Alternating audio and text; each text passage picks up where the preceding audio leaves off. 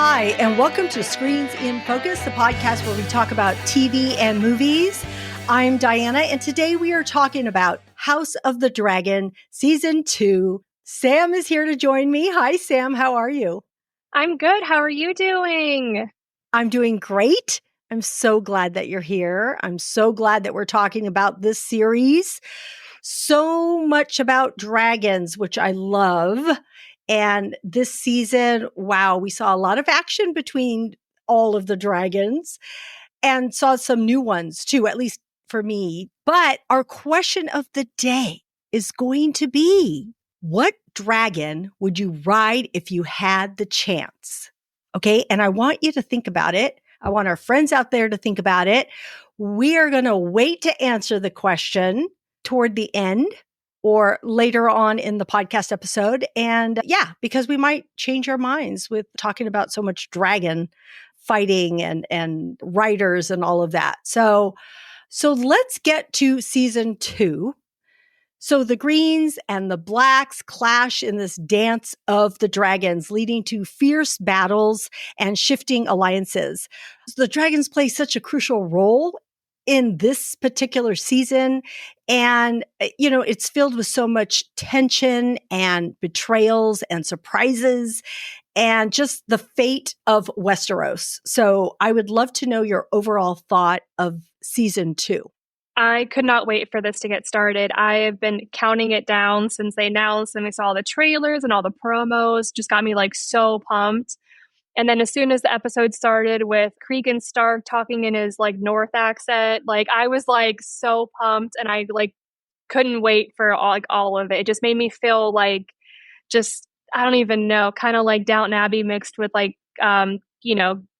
Game of Thrones, but it was just so good, and I cannot wait for next year. I haven't read the books. I'm going to wait until after everything's all done, because I read a lot of the books for Game of Thrones and had things spoiled for me, which is fine, because it was very exciting watching everyone else's reactions to the things that I knew, and how it came on the page and stuff. But I'm very pumped because there's a lot of cool stuff happening next year too, or in 2 years. Yeah, I was going to say, I think it might be 2 years, which is killing me. I'm thinking that is so long. I guess in between, we're going to get Knight of the Seven Kingdoms, but it's not going to be the same because there won't be any dragons. But that's good to know. I like that. Mm-hmm. I like I'm something. excited. It's going to be good for that. Yes, it will be good. So my overall thought on this was that, yes, I was so excited. And you're right. The beginning was so cool because it's like we got pieces of Game of Thrones, what we know about that. So I thought, oh, this is great. And it's interesting as I watch season 2. Side note, my husband's watching Game of Thrones in the other room. And when I'm in the kitchen editing a podcast or doing whatever, I can hear what's going on. And it perks my ears up because I'm thinking, oh, that's happening. It's providing insight into what we're watching on House of the Dragon. I'm like, oh no, do I want to hear? I don't know if I want to hear, because I really don't remember anything, and I haven't read the book. So I don't really know what's going to happen exactly, or how everybody's storyline. Go ahead. I will say, just avoid season 3, episode 4. There's a spoiler for when how Rhaenyra dies. I think I saw it already. I saw it already. I don't remember it, so I'm because I do want to do a rewatch, but I won't until I guess until it's probably over, because I don't want to get anything spoiled for me. Yeah, I spoiled it myself because I did see it. I think it was a meme. It was something. It was a reel, something I saw. I'm like, damn, I already know what happens. I was not happy. Okay. But with this season, yes, I was excited. I did love all the dragons. I didn't even know how much I liked dragons until I watched this and watching all the fights. You have these 2 distinct sides, which is incredible because they're related, and it's wow that it's happening.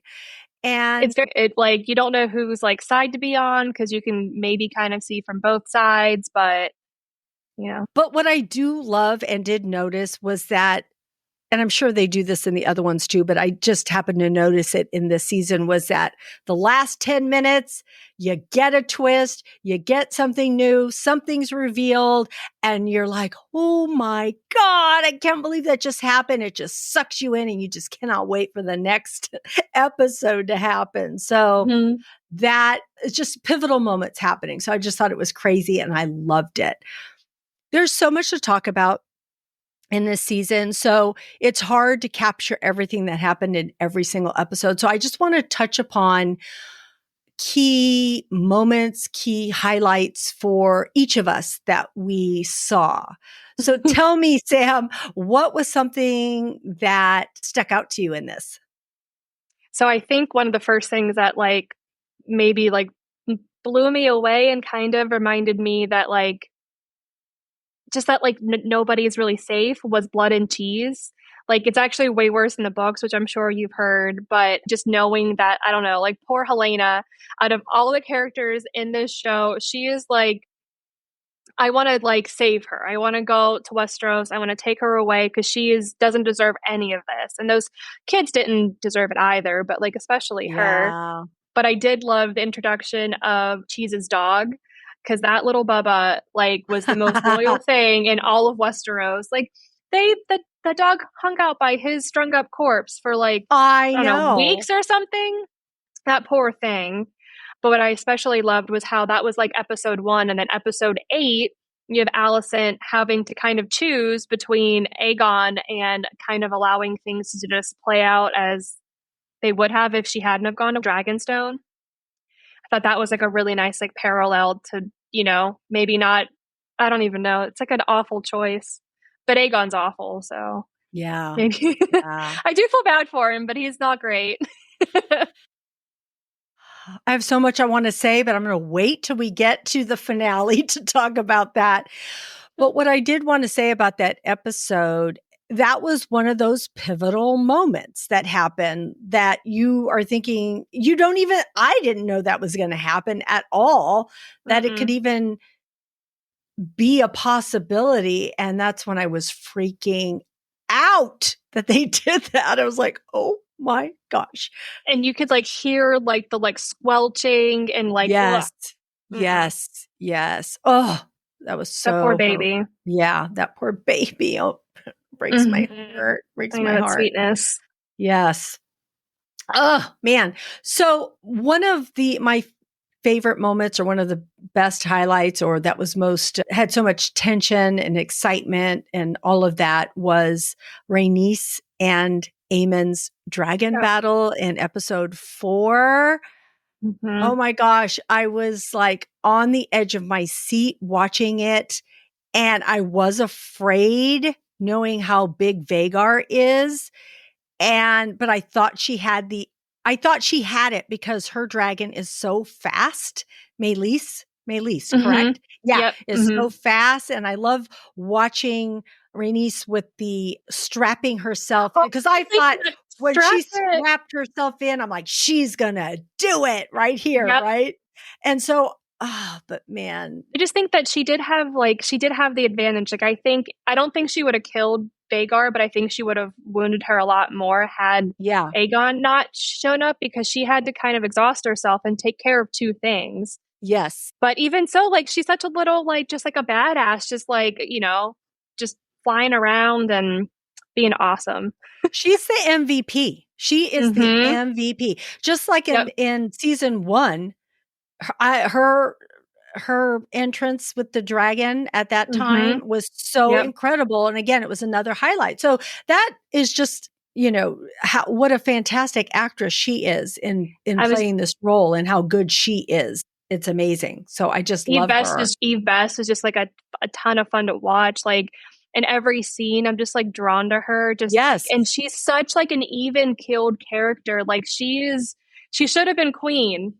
They should have picked her over Viserys, and she would have been such a good queen for the realm. She would have been. You're absolutely right. Yeah, she is incredible. And yeah, she does, you want to see what she's doing, what she's saying, even when she's quiet in the background, even when she's offering advice to Rhaenyra, just so many things. Even later on when she meets her husband's child and the way she Mm-hmm. reacts to him. There are just so many moments that just make me love her. So this this episode was heartbreaking because I'm like, Mm-hmm. no, I don't want her out of this series already. But, that's what happens. These people die, get killed. But it was very heroic. And if she was going to go out, she was going out in a battle where She's she a was, dragon rider. yeah, That's how they're meant to go out, is fighting, I think. And yes, she had her chance to escape and she didn't. I think that no, just she could she have, was like, she could have and she didn't. And I think yeah. that because I think she knew that if she didn't do this now, it probably was going to happen anyway. So she might also try and save people while she can. And she had the best chance of doing Hmm. anything. So, Yeah, because woo, like her dragon compared to Vhagar, they're not like Vhagar is still a tank, but she's a smaller tank. Like she's like I think like the second biggest dragon. I think because I think she's bigger than Caraxes. mm, That little, he's like a noodle. yeah. So this was all But happening at Rook's Rest, correct? Yeah. hmm, Want to yep, make sure we yeah, got. yep. Rook's Rest isn't too far away from Harrenhal. I think. I think they're all like within the same like area, I think. But another thing that I thought was very, very interesting and kind of like major was I was Daemon taking a walk on like the supernatural Mm, side, which I think maybe they didn't have to spend 4 episodes on, right. but I think they had to do that because there was no way you were going to believe that proud, proud man was going to bend the knee to his wife after spending like, you know, Right. some A short time, amount of time. yeah, Yeah. like some time at Harrenhal being his own king or whatever. There was no way he was going to be able to. It wouldn't be believable if he hadn't gone on the journey and found out about the Song of Ice and Fire and the prophecy and all that kind of stuff. Um, I also really, really, really enjoyed Lord Strong, Lionel Strong. He like he called Rhaenyra when he thought shit was going wrong. And then Yeah. whenever they like kissed and made up, he clapped, which was so sweet. And he has really cute dogs. Yeah. Um, but I don't really understand the point. I mean, I like Alice, don't get me wrong, but I don't know like who is she? Who does she like? I think I read that she might be related to the Children of the Forest, which is why she like talks like the werewolves or, has her whole like witchy thing happening. But I thought she was gonna like not hurt our boy, but like not, I don't know. I thought it was interesting that she definitely played a part in the murder of Lord Tully because she knew that his grandson would probably be more likely to side with them than anyone else. Because, well, maybe not that. He just doesn't have all of his like faculties, but like his grandson wouldn't do anything until he was dead. Yeah. Um, but I thought that was interesting because she kind of predicted it, even though like she probably had it, hatched all along. But, thought that was fascinating. Be honest, I didn't follow her that well. Like when she was on, I was like, okay, Mm-hmm. get to the next part. Like you said, Daemon being there all that time it seemed a little bit dragged out for me. But like you said, he probably needed to be there because he needed to go through all these things to get to where he's at. But I wanted him to be doing something somewhere else, kind of being his badass self. So I kind of did miss him doing a lot of the things that he had done in the first season. So, Mm-hmm. But I do think like it was a nice surprise to be able to see like young Rhaenyra. Like that was a fun like oh, pop up. true. And then You know like what? True, Viserys because popped up too. Viserys, yes. No, you're absolutely Oh, right. Okay, I take it back. Take it back. I did Hattie, enjoy all of that and being able to see all of them again. it was so good. And so my husband hasn't watched it, but I have. And we're gonna like, he wants to watch it when it gets closer or when it's all done and when we have time and stuff like that. So I'm actually really excited to see his reaction to like her and to him because I was like, oh, you know, Yeah. and so it'll be very exciting to see. Yeah, it will be. All right. So I talked about Rhaenys and Aemond in that battle scene, but right before that happened, we saw Aemond burn Aegon, which was shocking. Shocking, his brother. And Aegon thinks he's coming, like he's all, He's like, goodbye. yes. Yeah, the Huh? gods have, are with us or something like that. And the next thing you know, he burns the heck out of his brother. Well, Aegon's drunk. Like, he should have never been there. And I also feel really bad because they had that really nice scene like just before where they're like getting ready for battle and Aegon's like doing like a nuzzle with his dragon. It made me just like so sad that Aemond was such a dick and burned his brother like that. Okay, but what did Aegon do to Aemond Oh, just I a little know. while prior? I mean, it wasn't the same. Ridiculing somebody is not burning them and trying to kill them. It's not the same. But If Aemon could just get his emotions in check, he could do a lot worse and not kill his brother like that. He could like just yeah, humiliate him because he does. And like a couple scenes before that, he speaks to him in like High Valyrian, which he can't understand, and then embarrasses the crap out of him. yeah, And as you can see in like the next like the episode or episode 8 starts with Aemon burning a town because he's so yeah, upset. So I think right. he just needs to get his emotions in check. He He can get does. revenge on his brother, but you don't have to kill the dragon in the process. Just kill like your brother. Well, both, I know, right? But both brothers are like that. Like they can't Mm-hmm. control themselves. They just, pop off and do whatever it is that they want to do. Kind of, Because Alicent wasn't really a mom. She I'll talk about that like a little bit later, but like she's just not a good parent. She didn't have good yeah. parent. Well, Like yeah, Otto's true. a very a distant dude, so it's not like she had any like hope of being a good mom. But they did have a father for a while too, and and everybody else there, but apparently none of that really impacted them enough to give No, them better skills in controlling their emotions. So I think because like because we see it with like the like our like current situation with like the crown in England, how like they put all their focus on like the heir and don't pay any attention to the yeah, spare. And I think yeah, that that's ultimately what happened to Aegon was was seeing he just wanted his dad's attention and he never got it because it was always Rhaenyra or Daemon or whatever. yeah, So don't feel that bad for him. yeah. All right. But What was another highlight for you? so I really liked the focus of the small folk. I thought it was really nice because, like, I don't, not that we didn't get a ton of that in Game of Thrones, but I feel like it wasn't, we didn't see the damage too much that I can remember because it's been a long time. So maybe I'm misremembering, but I don't think we really saw too much of like the damage of stuff. And I think it was really nice to see like what happened with like the blockade and how like King's Landing was running out of food just to see like how that Yeah. turns a person, turns like, because like Hugh, who was a gentle giant, he has anger issues, but he's just a big guy who didn't want to have to like hurt anyone to get food. And then, when push comes to shove, he's gonna punch somebody for a bag of vegetables, which I think is totally like not justified, but I don't blame him for that. Like Yeah. he had a daughter at home that was really sick and everything like that. And I just think it was really nice to highlight how like the small folk are really important. And I also really like because Rhaenyra was at a disadvantage she's always been at a disadvantage because she's a woman. She, they don't have a big dragon and no one will listen to her and that kind of stuff. So it was nice to see her like use not like just I don't want to say not destructive because it definitely caused like chaos, but her using like the small folk to like start like some like unrest and like that was just like so brilliant.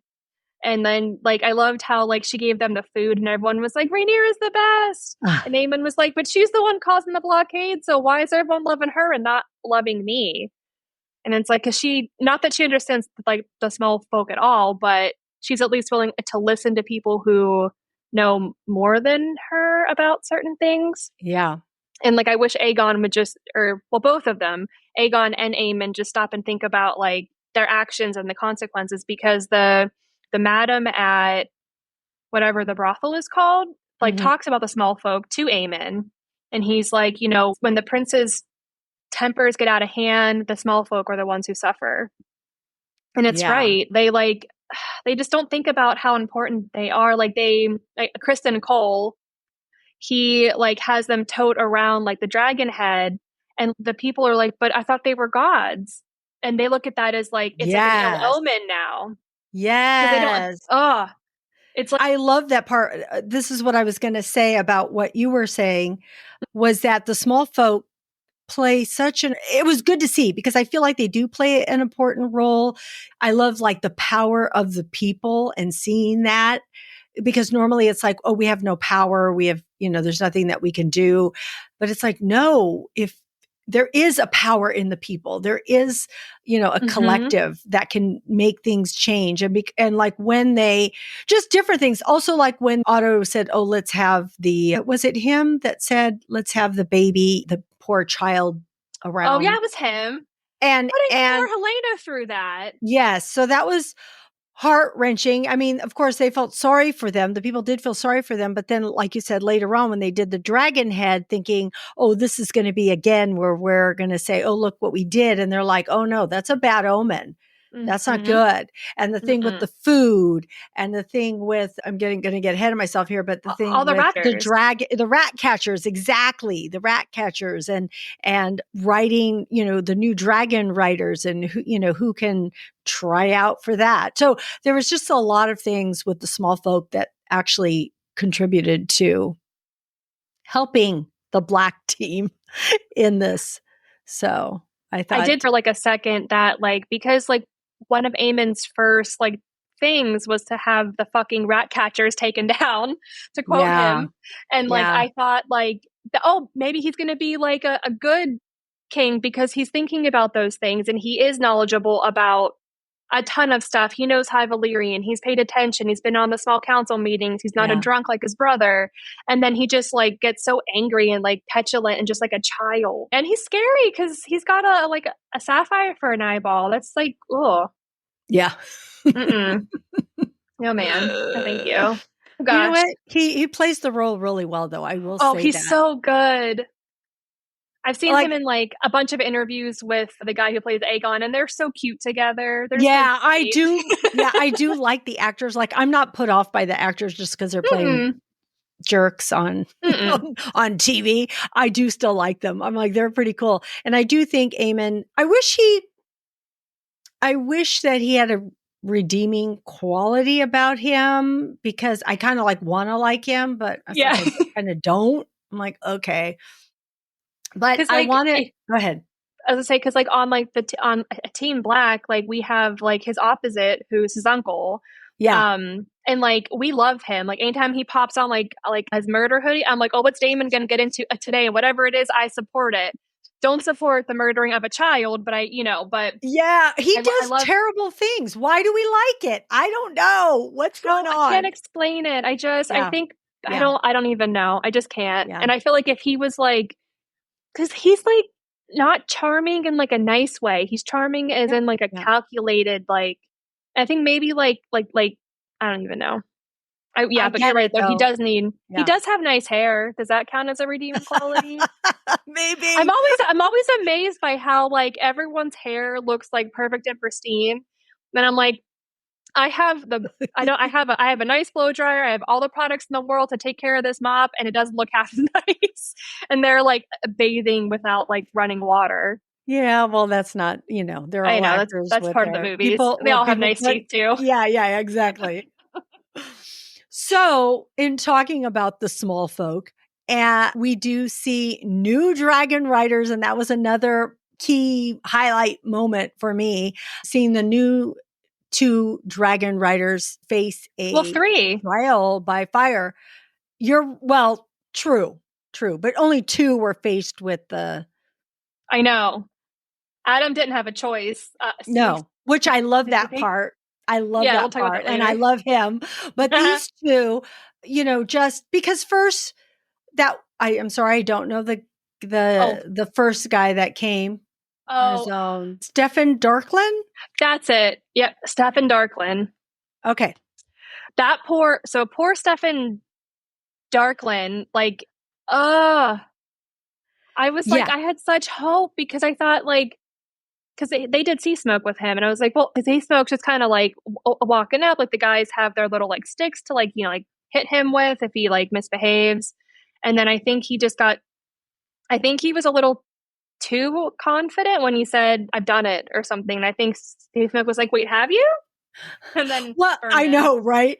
Well, I didn't think he was going to do it. I don't know why. Just the look of him, he didn't look like the character to me that was going to. Again, I don't know who it is. I don't know if it's written who it is, but I just didn't think he looked like him. So I'm like, I don't think this guy's going to make it, and he didn't. Mm-mm. So he got burned, and then of course Rhaenyra's like, man, this isn't this isn't going the way I needed to, but I need to figure this out. And even her son is not liking Jace, this approach at he all. hates it. And I really like him. We haven't really talked about him, but I really like him a lot. Now, I don't agree with him in this, but I understand how he's feeling about it. Yeah. But moving forward to this whole thing, she tries again. It gets through to the small folk. People come in droves to attempt to do this. And oh my gosh, that was a moment to see all of these people burn because Vermithor just Mm-hmm. like, he's pissed off. He's like, nope, Yes. nope, nope, nope. Ah, just burning everybody up. And But I read a little bit online that the director of the episode is Lonnie Perister, and they mostly do TV shows that are like horror. So they've done like American Horror Story. And that scene was so like, it's on the edge of my seat. I didn't know what was happening. It was scary. Like, yeah, ugh, it was great. it was an amazing scene. It was so good. Mm-hmm. And I knew that Hugh Hammer was going to, it, right? Because he's got that look. See, he has the look. Yep. So I'm like, oh no, this is going to be it. And of course, he faces the dragon. He's like trying to protect that woman. Yep. And so he's all, I'm over here. And then he thinks he's going to get it. He's like, shit. All right, I'm just going to Mm-hmm. go for it. He really thinks he's going to get burned at that point. But he's like, Yep. all right, give it to me. And And Vermithor he, is all like, oh no, I respect that. I respect you. You can ride me. So I thought that was cool. Now, I don't remember the other guy that is so weaselly to me Ulf. what's his name? Ulf. His name's Ulf. It's ULF is I think how you like Ulf. it's how you Okay. spell it. Yeah. All right. He's the one who talked a big game back at King's Landing, how he's the son of Maegor, I think. But he's the brother or something to Viserys and to Daemon. And you think like someone who talks like that is gonna be like ready to face a dragon because, all of his like hubris and like whatever else. And then yeah, he's like a little weasel. He like escapes. He goes and he steps on like a dragon clutch, which that's not a good first impression, my dude. But then Silverwing kind of sees him and is just like, oh, he's kind of a dum dum. And like, she hits him with like her snoot and like she probably thinks he's cute. I don't know, but I'm thinking, how is this guy worthy?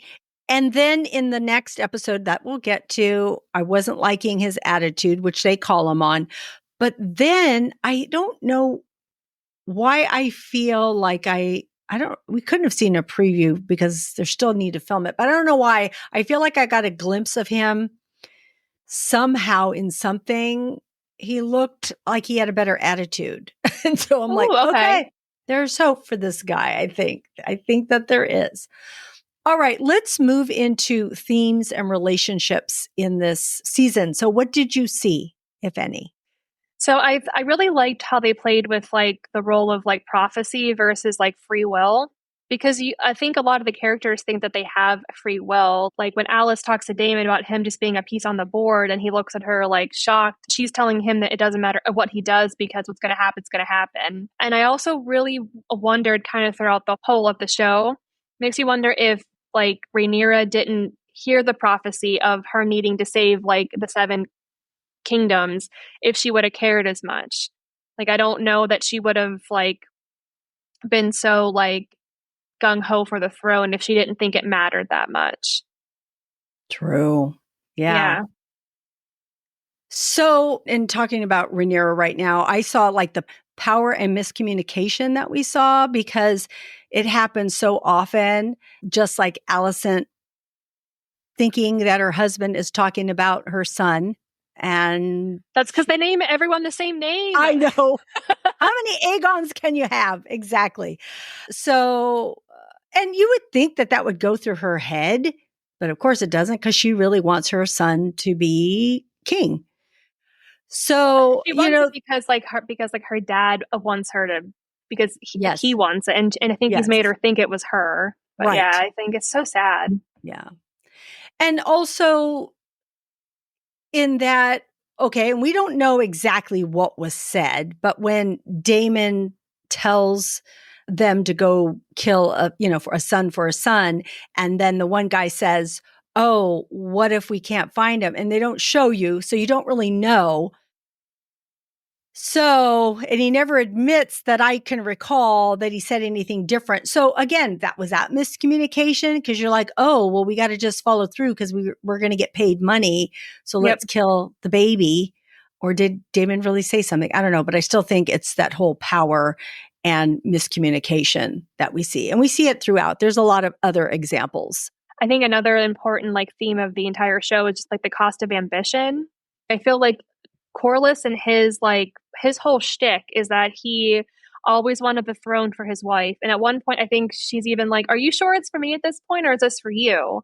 Mm, Because I feel like he basically got his entire family killed in the process. He made his son marry Rhaenyra because that was a good alliance to get him on the throne, and then all their kids need to be on the throne. He makes sure that they have the Velaryon last name, which ends up, and then of course they're not really Velaryons because, and then those poor kids spend the rest of all of their lives being looked at like bastards, which just, you know, gets yeah. it got Ceres killed because they had brown hair, and that just breaks my heart.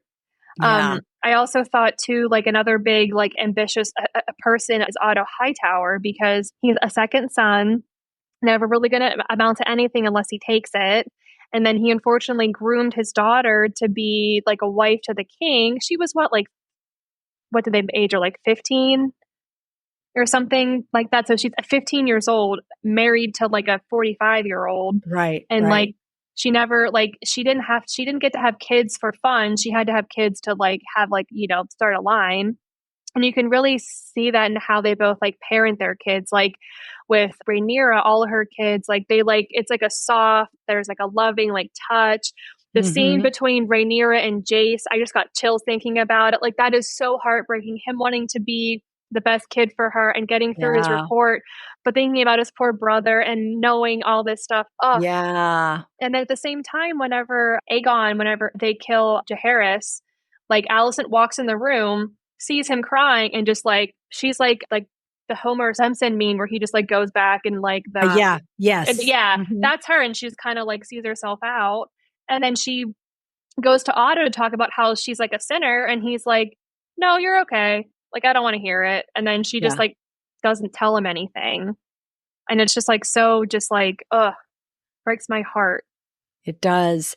So, in talking about all those people, I was just thinking about one of the themes that I was thinking about, which is family and loyalty. And there's the dynamics of loyalty within the families, the Targaryens and the Hightowers. So, like you had just spoke about them and who is loyal to who. And of course, nobody's really loyal to anybody. They're only loyal to certain people. I want to go back also to something that you said earlier about Daemon marrying Rhaenyra, and me thinking, oh my gosh, that is so bizarre that an uncle, marries his niece. But then that's what you did. That's what you did. And it was because you wanted to keep And that actually, line there. the Targaryens actually had to get special permission from the religious bodies of the Westerosi to be you guys, because they're not. It's all incest and everyone's against it, but they're allowed to do it because of some, I forget how they convinced the people, but they had to get special permission to even allow that to happen.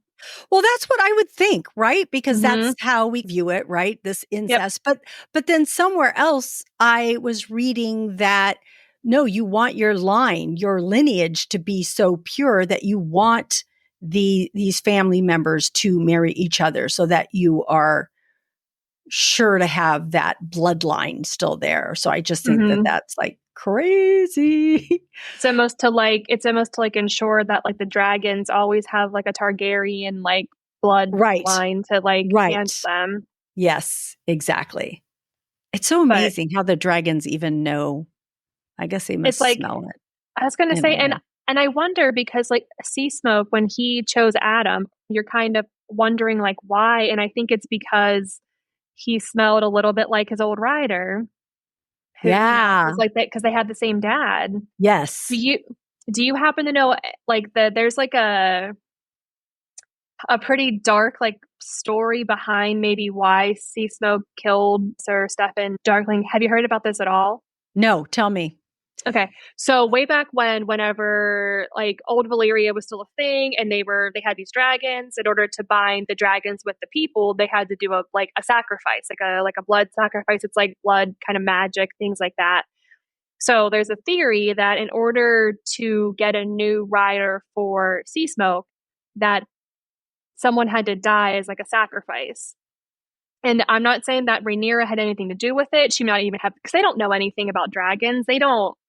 But I think maybe like Sea Smoke, in order to like get a new rider, had to be like, well, this guy's got to die first. That's just a theory that I heard on the internet. Now, who's got to die first? Just like anybody, that there just has to be like a sacrifice in order for him to cut his ties. Because when a dragon and a rider bond, they bond for life. Like the Yes. human can die and then the dragon can get a new rider, but a dragon probably will never have a new rider until their current rider's dead. Like if they have a Right. current rider.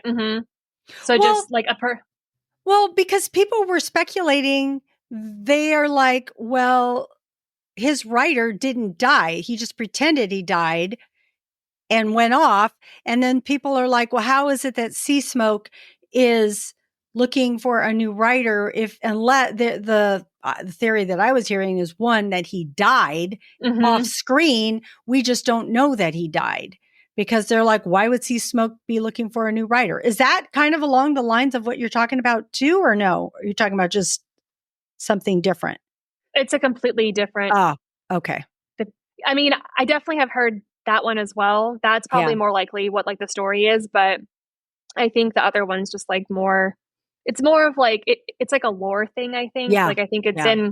it's actually in like the House of the Dragon book, which I can't think of the Blood and Fire. I think it is, or Fire and Blood, which I love that as like a catchphrase. Like I loved when Corlys was talking to Baela about being hand, and he was going to offer her like to be like the heir of Yeah. all his stuff, and she was like, "I'm fire and blood. You need to find salt and See? air, salt and Salton sea. Maybe Sea, that's I it. think. Salt and I think. sea. I think so. Yeah, was I love that moment. I'm so glad you brought it up because she mm-hmm. had to straighten him out on so many things. When he says, "Oh, what she wants you to be the hand, Rhaenyra wants you to be the hand," and he says, "Oh, what more can they take from me? You know, already Rhaenys has died, blah blah blah." And she's all, "Well, yeah, but she died an honorable death. That's how she wanted to do it. You know, it was of her own accord and such." So, and that's God. That's such an honor to die in that way. And basically, don't take pity. Pull up your I big boy britches and let's move on from here. I feel like she's handling like all of the men in her life. I love what she said to Jace when he was having like a little like hissy fit moment about like what makes me special, like because like all the bastards are coming to claim dragons, and Yeah. he's where that makes him not special because he's not. He is Targaryen. That should be Yes. what they focus on. Like it doesn't matter that his dad wasn't Velaryon. He's still Targaryen. Yes. He still has a dragon. It doesn't make him not. He's still a prince. Like Rhaenyra is not gonna. I mean, he's also 15 or 16. So like, I'm not trying to harp on him too much. We were all like that when we were that age. With the same problems True. and everything. Yeah. But I just really loved like all of that. I really do like her a lot. Yeah, I do too. One of the themes that I really liked talking about like the Baela and her talking to Jace was just how like there's always been a struggle for like who's like a legitimate just heir. Like it starts right from the beginning. Everything kicks off because King Jaehaerys had no heirs left, and they had to decide on who was like legit. And it should have been Rhaenys, as we talked about before, because she was the eldest heir. She's a woman. And so poor Aemma couldn't have a male heir, and all she had, she had Rhaenyra and then a bunch of heartbreak. And it's so hard to talk about. Yeah. But I don't think it necessarily, like, I think at one point, Corlys says it doesn't really matter what color the hair is. People will remember the name. And I think he talks about wanting them to have the like Velaryon last name. And then when they take the throne, they'll have the Targaryen last name. And it does turn out that like the hair color being is kind of important, because that's how Ned Stark discovers that the Baratheons are not actual Baratheons, that they're actually like the Lannisters. But I don't even know. It's just like, it's also bonkers to me that Alicent would talk to Viserys on like the night he died and be like, yes, he definitely changed his mind. He was definitely of like sound mind, and he needs to change his heir because this is more like legitimate. And it's like, poor Aegon, he didn't want it. And then I think that's ultimately why she apologizes to him, because I think she realizes that this is all her fault. A lot of it's her fault. Well, and she probably thought she could steer him. Yep. And be in control with being on that council that she gets kicked off of. That was like so satisfying, because she's kind of a jerk face, but also like so upsetting, because she did have a place. They did listen to her for years. What makes her not qualified now? The fact that she doesn't have a husband to like, he wasn't rolling in his final days. I do feel bad for her for that. And I thought like how they played the scene where she just kind of like sits back and you just hear like, like everything closing on her was just so like, oh, so good. We can relate to what that feels like, a woman trying to voice her opinion and just no one listening when you're in a room like that. So that kind of leads me into another theme, which is war and sacrifice and personal sacrifices made by characters. And one that it's funny because a lot of the moments are so exciting, intense, and heartbreaking all at the same time. And I thought that was when we saw Sir Eric and I don't know how to make them different. Auric? Okay. Yeah, it's Eric and Auric. Yeah, Auric and Eric, when they both have to end up fighting each other because they're on two different sides. And Sir Christian Cole, you were just feeling it because you were sleeping with Alicent when the baby got killed and you weren't doing what you were supposed to be doing. Yeah, so he takes it out.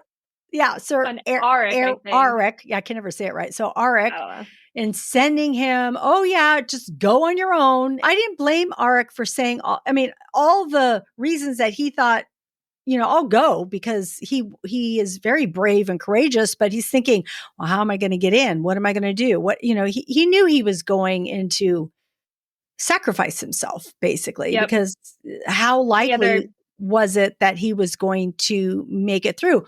And it was good. That whole scene was so good. With like who was going to come out on top, and like, because you can't tell them apart at all. They're like identical. Yes. And she's not even sure. Rhaenyra's like, I don't know. And, I don't know who's who. None of them knew who was who. And then they both, then he turns around and said, forgive me, my queen. I don't even know what he says, but he just says, forgive me. And she's all, no. And he just does it. So. Yeah. And like, and Jace like starts with their like a little hissy fit with that too. He's like, they shouldn't be buried together. Dude, like, they were, and I think because like a Kristen Cole like attacks him, and he's like, well, why? He says something like, why wouldn't you be able to kill like the queen? And he's like, because we were named to, like, we were supposed to, I almost said kill the whole family. He was supposed to protect the whole family. And like, he just can't turn that off. Like, they grew up that way. Yeah. It's like, oh gosh. And that's Kristen Cole not really understanding like what the vows truly mean. Like, they're more of a Kingsguard than like you are. Yeah. And he knows it, I think. Yeah. So that was one of the first scenes that that was in episode 2 that I just thought was so well done. So that was good. only episode 2? Yeah. I cannot believe that. well, I have it episode 2, so who knows if I have that Yeah, no, correct. I think you're right. But I love those actors. I'm like, Mhm. no, that was again. No, I like them. And then I'm because even though they were on opposite sides, I loved their character. And what I mean is not like their characters and who they're playing, but their character of who they Yep. were, what they, how strongly they believed in honor and, Mhm. what they were doing. So yeah, I just thought that was, it was just a good scene. Oh, the other thing I wanted to bring about sacrifice and war was Daemon is brought to heel at Harrenhal in episode 7. Oh my gosh. Just rewatched this episode last night. And that's where we see Oscar Tully got Daemon to behead Lord Willem Blackford for committing these atrocities against the Brackens in the Targaryen's name. So, we see this young kid who dislikes Daemon, but then makes him do the deed Mhm. for what has happened. But I just thought, ooh, this was such a chess move in a way, right? Mhm. It was really cool to watch. I thought that was just a lot of political maneuvering in a way. So, I also don't think that if Damon hadn't spent a couple of days like in the werewood, I don't think he would have done that. Like I think he would have been, I don't know what he would have said or done, but I don't think he would have like complied as easily as he did because he kind of just like says like okay and then chop.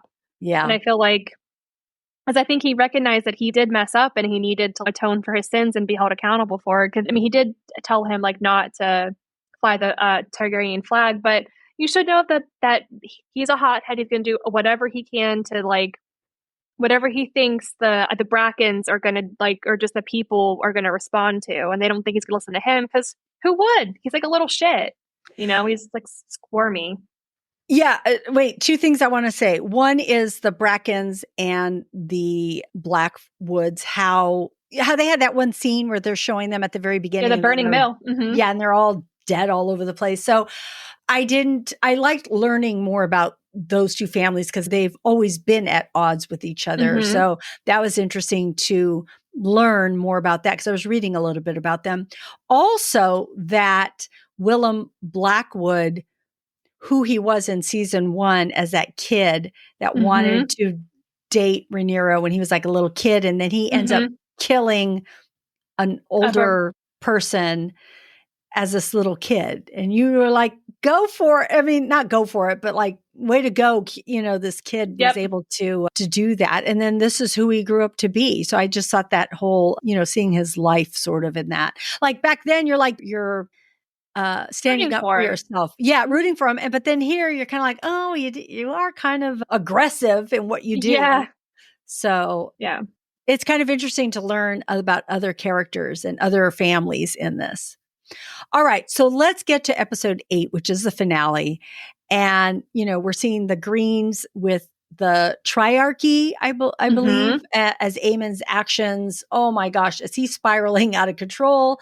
Oh. Uh, Daemon's visions cement his loyalty as the Blacks unite under Rhaenyra's banner.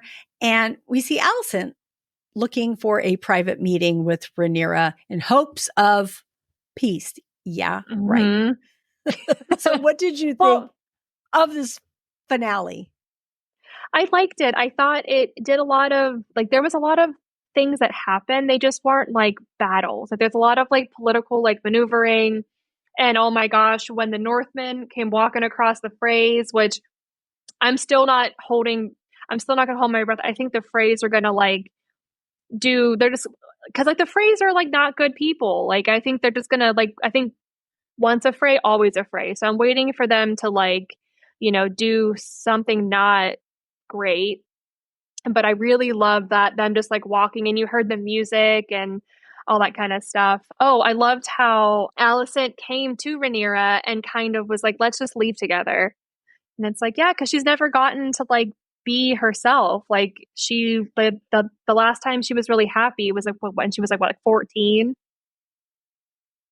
I feel like she's living in a fairy world, honestly. I mean, Yep. to say that to Rhaenyra, I thought Rhaenyra's reaction to everything she said was right on, straight, Mm-hmm. perfect. It's like, wow, all the things that are coming out of your mouth are way too late. And I am here. I know why I need to be here. This is where I'm going to be. This is my legacy and what I'm living, and even when she says something about, I don't know how it works out, but Alicent says something about her discretions or whatever it is. And Mm-hmm. she's like, oh, so when you do it, it's okay. Cause when I was doing it, it was wrong.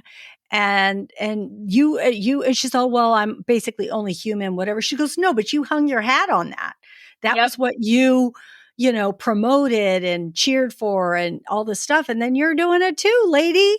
So Mm-hmm. I was like, oh my gosh, she's really, and I understand what Alicent wants, and Yeah. I'm glad that she's in this, wants to orchestrate or whatever it is to end up for peace and in helping her. And I'm surprised that she's going to give up her son. And even and when Rhaenyra tells her, "Oh, look, you're still defending him, even now." When she Mm-hmm. says, "Oh, he's weak and he's this, and I can get him to bend the knee," and she's all, "No, no, Mm-mm. I need his No. head. Nothing else will do." And she's Well, like, because okay. because I don't think the people will accept it. Like, I don't think they will accept that they just came to terms because they're like, well, what do you mean? Like, so I think in order for Yeah. it to be like a legitimate claim, I think she's gonna have to there's gonna have to be some violence, unfortunately, which is awful.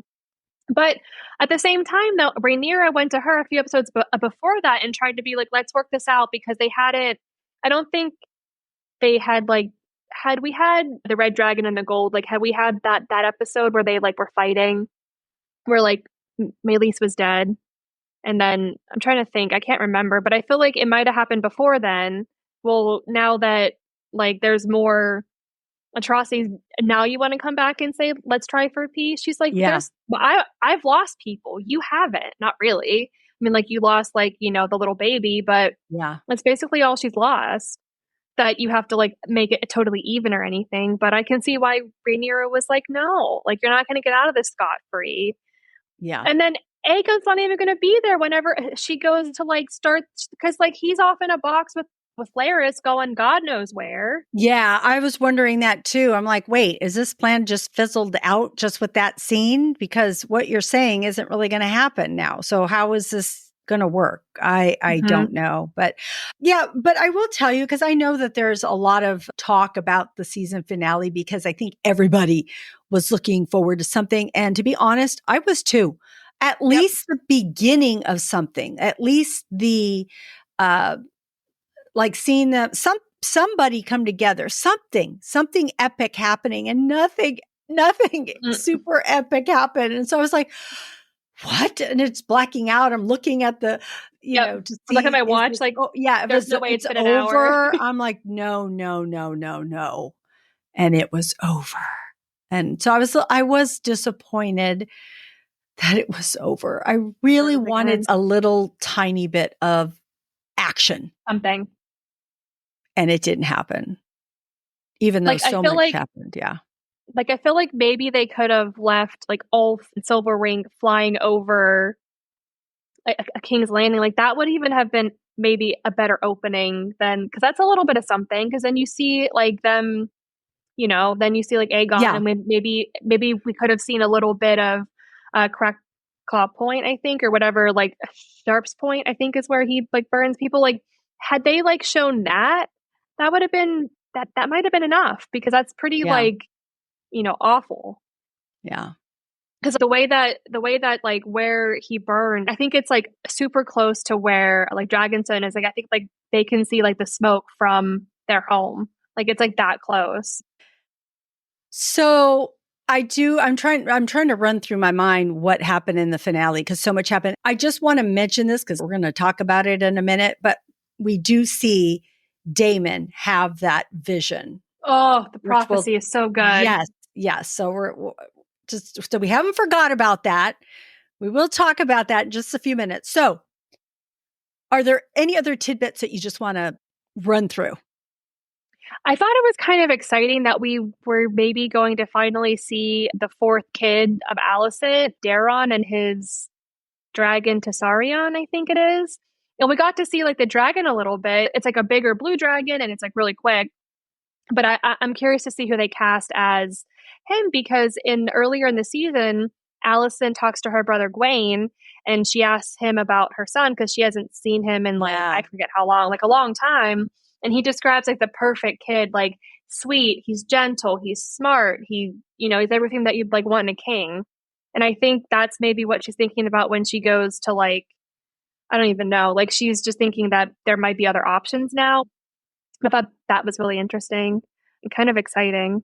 I also liked how her brother picked up on, not really quickly, but he did eventually get the hint that like Alicent and Kristen Cole were, because he pulls out his sword, I think, and it's like Kristen Cole has a really convenient excuse of like, well, she saved my life a couple times, so that's why. Mm, And I don't think Wayne really believes it, but I think he's like, okay. yeah. But I didn't have that on my like a bingo card at all. Like I didn't think that the first episode was going to be them like in bed together. I was like, oh my gosh, like because there were hints of it like in the season, but I always thought like they're both so pious and like he gave a bunch of shit to Rhaenyra for stripping, Lord Strong, like all that kind of stuff, and then he's just doing it to the Queen. Yeah. I hate Kristen Cole though. But I thought it was kind of nice and humbling that he also at one point was like he's, because he had been in a couple, one or two battles over in Dorne, but nothing like the battles he's in now. And he like is Right. humbled by the dragons. He's like, you can see him, he has PTSD. There's no, like, he's just so like scarred by it. And I also think that has like, people don't think things through. Like, I don't think he realized what he was doing either. Right. Yeah. A tidbit that I think I think Cheese's dog deserved a lot but better. And I'd like to see him like next year, like, happy and fed. I know. That would be so good. I would love that Mm-hmm. too. So I agree with you, Sir Christian Cole bugs me. He Mm-hmm. bugs me. And the thing is, I liked him in season one, the first few episodes. I thought he was going to Mm-hmm. be it. And now I'm just mad at him. So I'm Yep. like, you're just irritating me. I do want to say the shots with Rhaenyra and the dragons have been so cool. When she's on the beach Oh, and she meets up with sea what's smoke. his yeah, Adam. Sea Smoke and Adam. There we go. Adam of Hull. And Sea Mm-hmm. Smoke, that was such a cool scene. And I also loved her performance in that because she was like hesitant because she didn't know what to expect from Adam and just wasn't sure what was happening. And just the things that she said to him and the things he said. And he says, no, I just want to serve you. Mm-hmm. And then she's like, oh, okay, cool. This is going to work out. But that whole scene was so cool. And then also, was it at the end of 7 where she's sitting on her, on the rocks with 3 dragons around. And that's when, Mm-hmm. Aemond is coming with Vagar. And then he's all, oh, we got to turn around. We got to turn around Mm-hmm. because she's And he has standing to really there. like pull her because like and she's Yeah. huge, so he has Yeah, to she really is. like. And they're also I think they're also really hard to like call back because I think they like talk about it. They're really hard to call back once they're like on a mission, I think. Ah, So we had to yeah. like really work to like get her to turn back around. Yeah. So, yes. So I just loved her with all the dragons and such. So I Mm-hmm. thought that those were really cool scenes. And then, about Damon's vision, I Mm-hmm. read somewhere and it cracked me up. It says Damon has no idea he just binge watched Game of Thrones. Mm-hmm. And it's going to save him a lot of heartbreak of like the last Oh like, my God. the like last like couple episodes, season 8. Yeah. I thought the prophecy was like really interesting because we also got some like Helena talks about like how like when Aemond comes to her and is like you need to like go ride like your dragon, she tells him like no, I'm not going to do that and you're going to die in the godswood and you're never going to be seen again, I think is what she says. And he's like I'll kill you. But you can see like the tears in his eyes, like he's scared.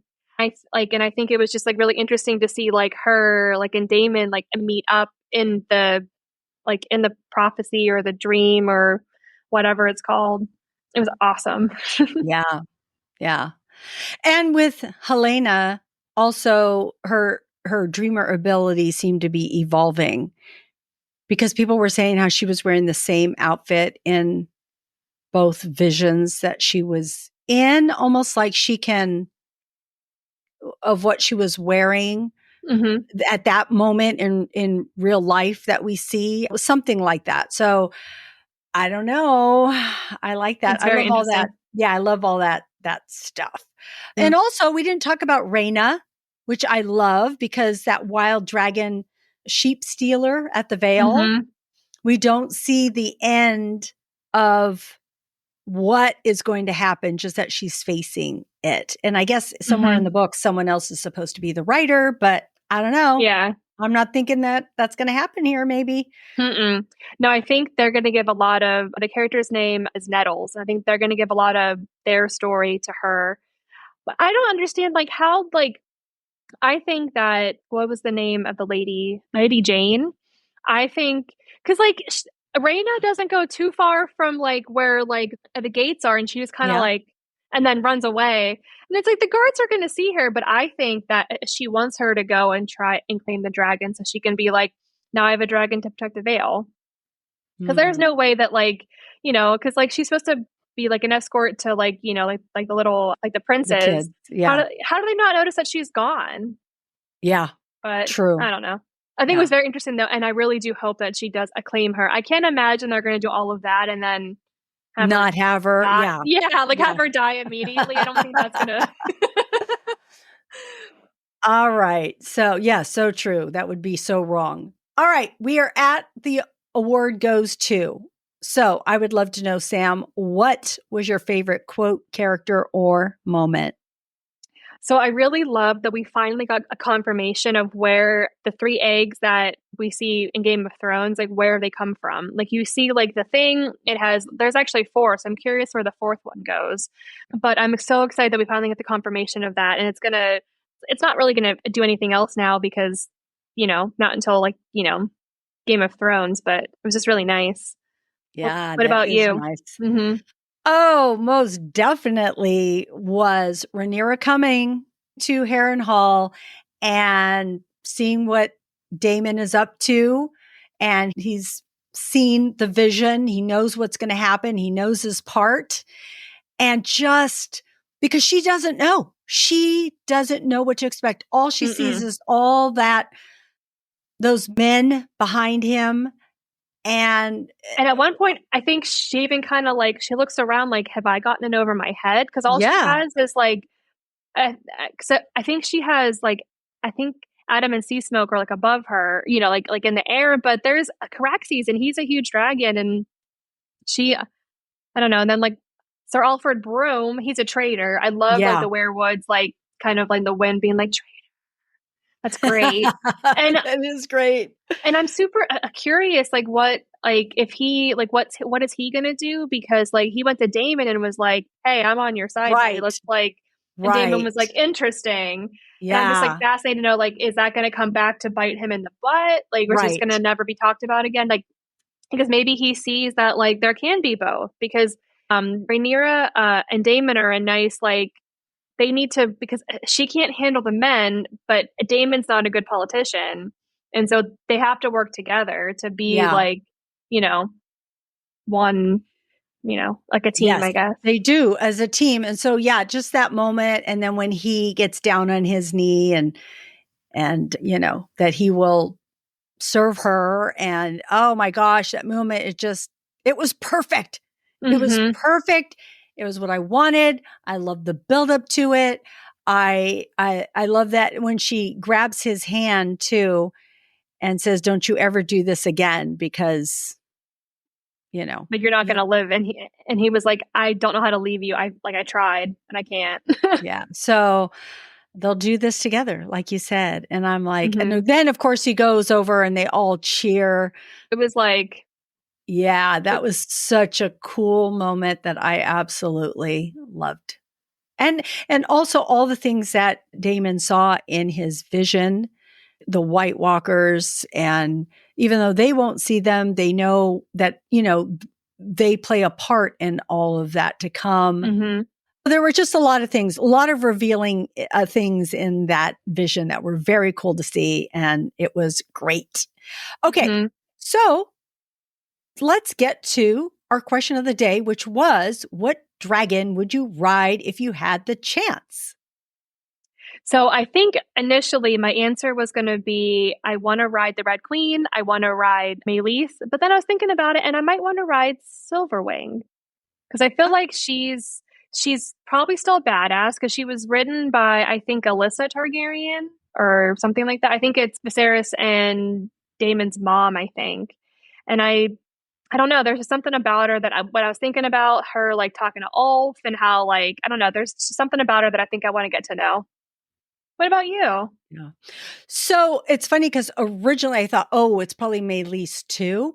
Mm-hmm. But I was reading a little bit about them and I don't know them very well, but I'm going to say Syrax Oh, because yeah. Syrax was so, I don't know if the right word is warm, but warm to Rhaenyra when she went to go look for her son's Mm-hmm. um, body or Body. part or whatever she could find, and Syrax was there for her in that regard. So it made me feel like, oh, I like that. Just a little bit of closeness or nurturing or whatever it is. So because that's what I need, because I'm sorry, I think these dragons would be very unpredictable. Oh, So I don't. I need someone to take care of me. So that is who I would pick And for. actually, in that scene, Hyrax is also mourning her son because the dragon that Lucerys was riding it's from like one of her like her clutches. So it's also like it's like a double heartbreak. Oh, Both yeah. Yeah. and I do love the connection between Rhaenyra and like her dragon because it's like throughout like the whole like when she was giving birth, she saw little So that's a really good answer. I love Oh, thank that. you. Yeah, Thank that's really good. Yeah. you. All right, friends out there, what dragon would you pick if you had the chance to ride? We would love to know. You can comment here on YouTube or on any of our social media at Screens in Focus, and all the links are in our show notes because we want to know who you would pick. And you can also leave us a message. We have a Google Voice number, and that phone number is 669-223-8542. Okay. Predictions and or future hopes. What are you hoping to see 2 years from now when it comes out? So I want to see more Starks. I really want to see because like at the end of season 1, Rhaenyra sends her son to the north to go talk to Cregan Stark. And that's obviously cut short because of his brother passing. So I want him to go back up there because I feel like there's just more for him to do. And I just love the north anyway. And I really hope that Kristen Cole gets something. I hope he gets what's coming to him because he's just like Yeah. jerk face. And I'm really curious what's going to happen with like Alicent and Rhaenyra's plan now that Aegon's gone. Where's Aegon going? Is he going to Essos? Is he going to come back with an army from Essos? You know, where's he going? And I liked how, and I'm curious what to see in the future what Helena meant by Aegon will see victory. He'll sit on a wooden throne. That's something that I keep thinking about. And I wonder if, because, not all her prophecies might mean like that, they're not going to happen currently. So it might be like future Aegon, the one that ends up being I was going the to three-eyed raven. say, Mm-hmm. I was going to say that because, they keep, like you said earlier, there's all these Aegons. So there is more than just her brother. And well, it can't be her brother. No, I don't think it's going to be him. It's going to No, be because the guy had another like a one. port wine stain, and I don't think Yeah. our Aegon has that. He has like scar. I also loved how Aegon's scars and his burn were the opposite of like his dad's. I guess that was on the left side, and Aegon's on the right. Ah, I also loved. I think it's the beginning of the second episode. Whenever Aemond goes to his room to figure, like, just to because that's where they were. He holds up a coin to like his other eye, and because he doesn't have like, and that's just kind of like I think that's his like like not his death, but they always put coins over the eyes. So it's kind of, I was like, that's foreshadowing. yeah, most definitely. I love foreshadowing too. Mm-hmm. So what am I hoping? To see the battles, to be perfectly honest. I'm ready for them. I know people are probably going to die that I'm not thrilled with. I just want to see movement forward. I think it's time. We're due it, and they better show it to us. I'm really curious why Otto is in a jail cell. Now, it's funny. I didn't like him. I hated him. But when they booted him out, and then at least he had a sense of what was supposed to be right and wrong and how you went about things. So I appreciated that about him. And then they booted him out, and people just do what they want. Like Christian Cole just sends people to do whatever they want. So that is what I will look forward to, new generations of people. Also, I will look forward to seeing more of Adam and seeing Alan. Okay, Alan and Adam, seeing more of them. And also seeing Rhaena at the Vale, and if she is able to be a writer. So I think she's going to be, because I think Sheep Stealer is gonna feel like a kinship with her, because they're both kind of like forgotten.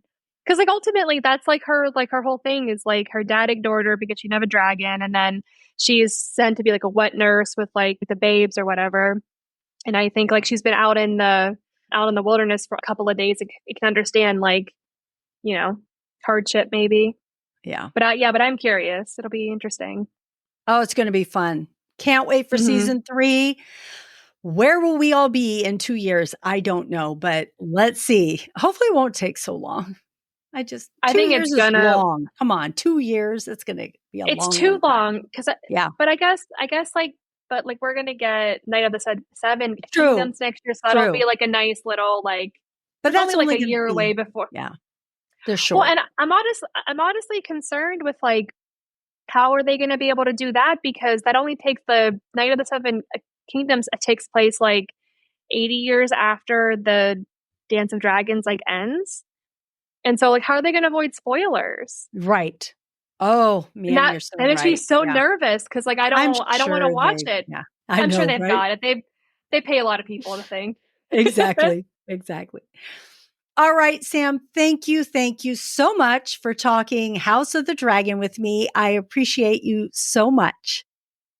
I appreciate you for having me. Thank you so much. It's been so much fun. I'm so happy. All right, friends out there, we are so grateful that you joined us, and we hope something that we said today resonated with you, made you smile, gave you a chuckle, some inspiration. Don't forget to subscribe to Screens in Focus at screensinfocus.com. And please share this podcast with a friend. We would love that. We're going to go on hiatus for a little bit here, but we'll be back with Daryl Dixon when it begins September 29th. Please be sure to go to screensinfocus.com and get to the TikToks. I give 60-second reviews on movies that are out there.